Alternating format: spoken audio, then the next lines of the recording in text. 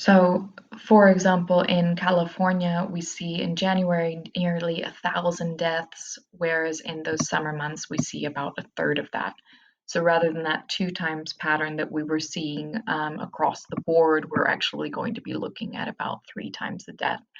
So states that have very large cities or very large populations in general, or very high density populations, also need to take into consideration their trends rather than the trends that we're going to be seeing across the board. For example, Colorado was one where if we take a look at the deaths in general, we're looking at around 456 deaths in the entire state, which maybe doesn't seem like very much if you're looking at California's deaths that we're dealing with much higher numbers. But we still see that there is this quite extreme peak in January versus the midsummer months. We're looking at well over three times the amounts that we've got in June, July, and August. This may actually suggest that we have some inconsistent or incomplete data. But even in terms of smaller numbers, states like Colorado, who may not feel as concerned about the amount of deaths that they're experiencing statewide, should also take very much into consideration how cities like Denver or Boulder are dealing with their ICU staff in those more highly densely populated areas.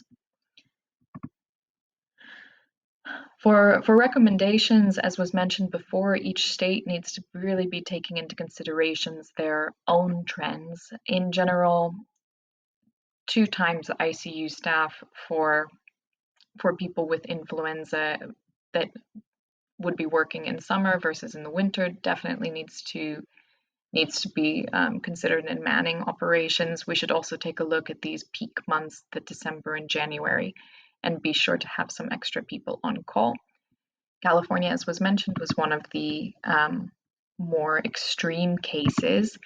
But if we take a look at Florida, which is a state that was a bit of an outlier as we're dealing with very high risk populations, we have a lot of that 75 plus age group.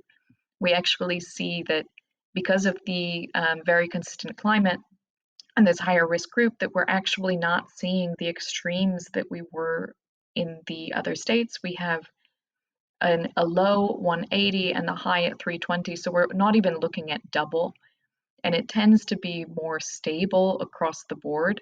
So that's something in terms of census data that states should also really be taking into consideration, is actually how old their population is, in which case they may just want to have more nursing staff year round and be sure to have some type of on-call staffing rather than just a very consistent doubling of staff in this flu season of November to March, as we were suggesting in the other states. There were also some suggestions of incomplete data that we can take a look at in Alaska that had almost no data accounted for this past year. That would be different in earlier years, or South Dakota. If we take a look at their numbers, we can see that these peak months seem to be there, but it looks like they didn't also complete the data for the rest of this year. But in general, this double staffing throughout the flu season seemed to be a very, very consistent suggestion that can be taken pretty well across the board, except for the outliers which were mentioned. And every state should really take a look at what their own needs are.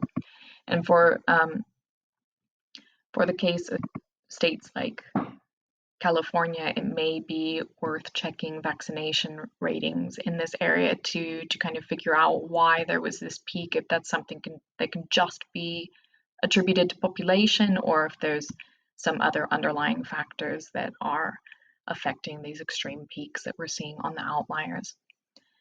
If there's any other room for questions, I would be happy to add any other information. Also, there are a few annexes to this report that I would be happy to share with any of the stakeholders after the presentation. Thank you so much for listening.